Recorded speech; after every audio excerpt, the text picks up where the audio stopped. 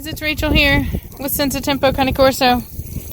So I'm watering my garden and I'm having some fun with the preacher man, and so I figured I would share preacher's favorite thing to do, which is attack the water.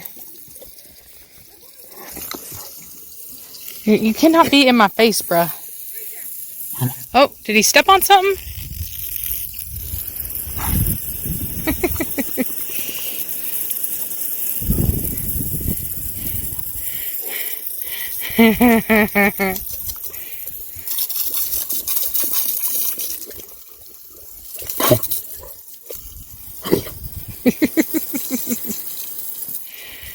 So as I water,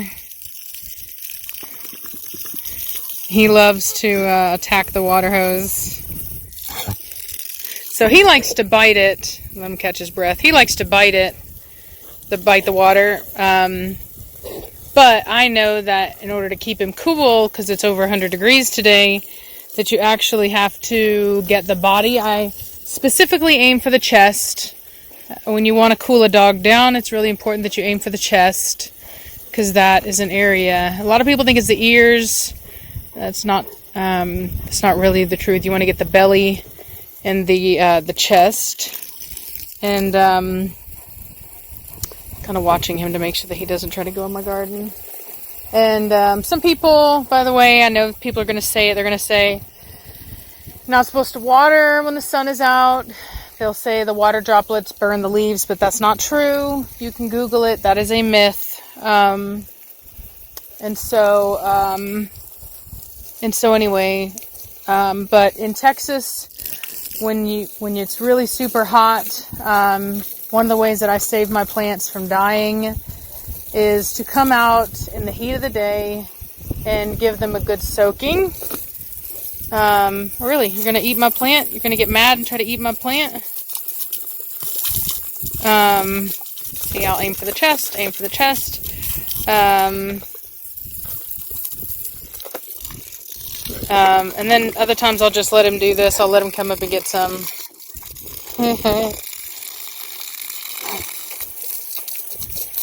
And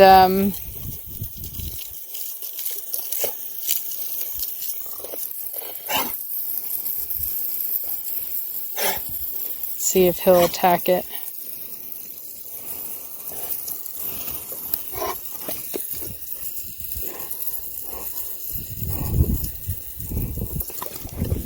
See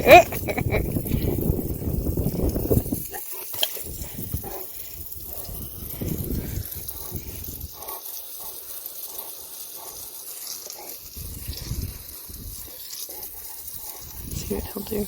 Skeet it. Mosquito water. Mosquito water. Oh! Ah.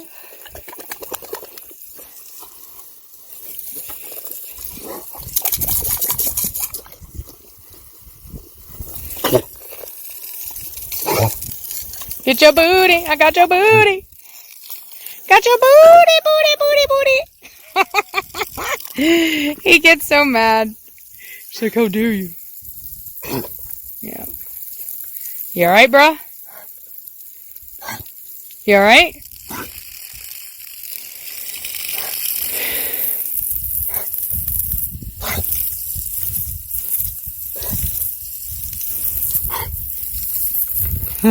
Nope.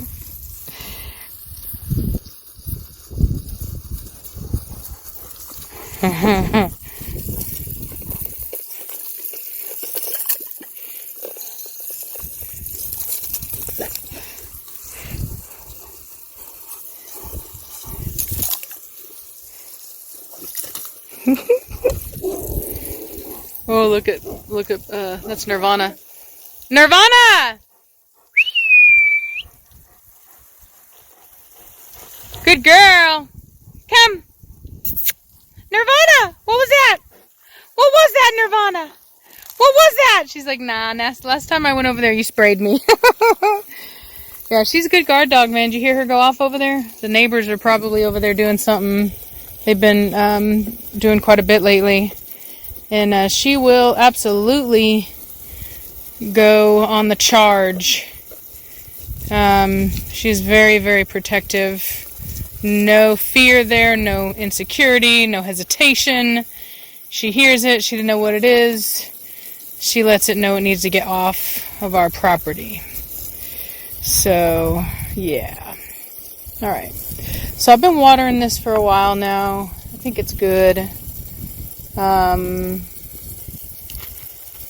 need to add more soil, even it all out, so that there's not these high ridges. All in due time. Had to pay my quarterly taxes today. That's something a lot of people don't realize, is that a lot of breeders don't actually report their income to the state, because everybody knows about federal taxes, but a lot of people don't know that a dog is absolutely a taxable item in every state that I know of. And so if somebody turns you in, that's a bad thing. You don't want to do that. You want to go ahead and you want to report. That's why before I even had a litter, we started our LLC and got right with the state. And so we pay our taxes quarterly. It's a sales tax on every dog that we sell. And that also means that when we sell dogs, that there is a tax on the dog, just like there would be a tax on any other taxable item that you would purchase in the state. Anyway, so did that today. Anyway, just a thought. If your breeder's not charging you sales tax, most likely they're kind of doing it under the table. Which is fine, it's whatever. I'm not going to be the one to turn somebody in.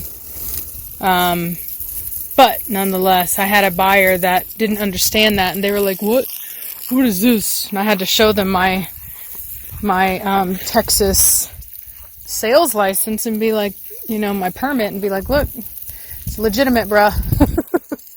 If you don't pay it, I have to pay it, and I'm not going to pay your taxes." So, when we tell people the total cost for our dogs, I guess people think that's what it is. Because we don't mention the taxes, but neither does anybody else. When you buy a t-shirt, it doesn't say the cost with the taxes. It tells you the cost of the t-shirt. And anyway, I think that so many people are used to breeders kind of not really doing things legally. And anyway, so just something to kind of happen today that I was thinking about.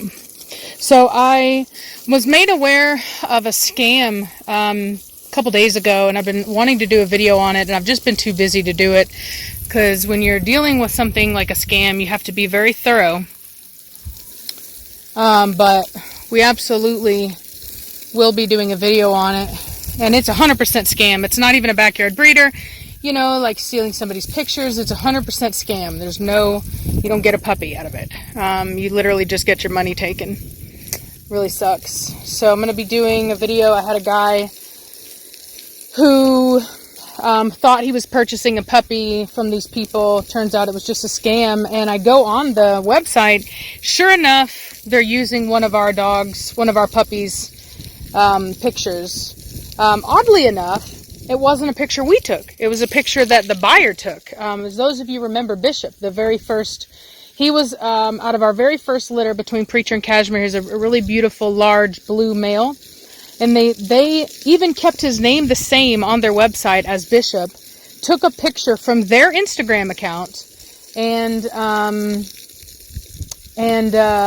scamming people. Now, they actually have a lot of pictures from a lot of people's Instagram accounts, and coincidentally, they are actually using dogs that are not even Cane Corso, all the out of standard colors like straw.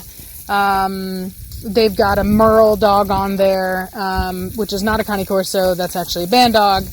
Sometimes called I think they're calling him the North American Mastiff now. I guess they're always trying to outdo each other. They've all got the same mixes, right? The same dang mixes. Pit Bull, you know, Cane Corso, you know, like just random big dog mixes, and they all want to name it their own version to try to make it sound like they have something different. It's like, no, you have a band dog. But nonetheless, people are getting scammed, and so I'm going to try my best to kind of help educate and steer people away from it, because it's a real problem. And so anyway, so yeah. So, bruh, you ready? You ready to go inside? He's like, yeah, you mind? Okay, anyway, I'm gonna let y'all go. I'm done watering now. Actually, you know what? I have one more to do. But yeah, but I'm gonna do a, let's see if I can get mad word again.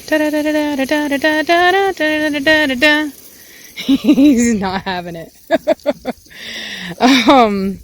Anyway, so Nirvana, what are you doing?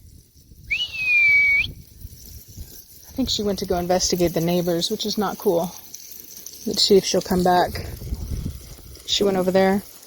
Nirvana, come! Funny story, Enzo mimics my whistle now. There you are. What are you doing, girl? Come here. Come. What's a good girl? She's like, no, you're gonna wet me down again. I don't know why she doesn't like it. Look at you looking pretty. Boop boop boop boop boop boop boop. A boop boop boop boop boop boop boop boop boop boop boop boop. Really, you gonna jump in my car? Doom doom doom doom doom doom doom doom doom doom doom doom doom doom doom. Oh.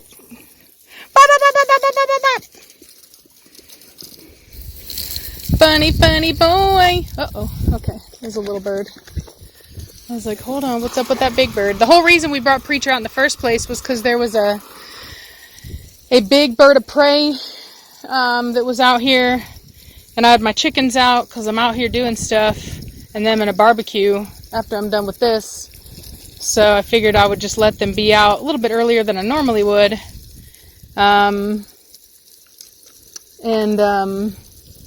So anyway, yeah, so look at her, funny girl. What are you doing, funny girl? Why don't you just let me wet you down? It won't be so miserable out here. She's like, no. Corsos think they're cats. They don't like water. I mean, they end up liking water, I will say that, but very rarely do they just go right to it. You know what I'm saying? It has to be really freaking hot. But nonetheless, I think we're done here. So that's a good one. Plus I watered over here last night. Preacher. I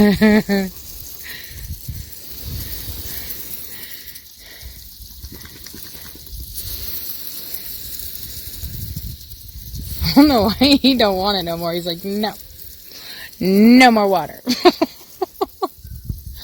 All right, well, I'm gonna let y'all go. I hope y'all are having a good day. I'll talk at you later. Bye.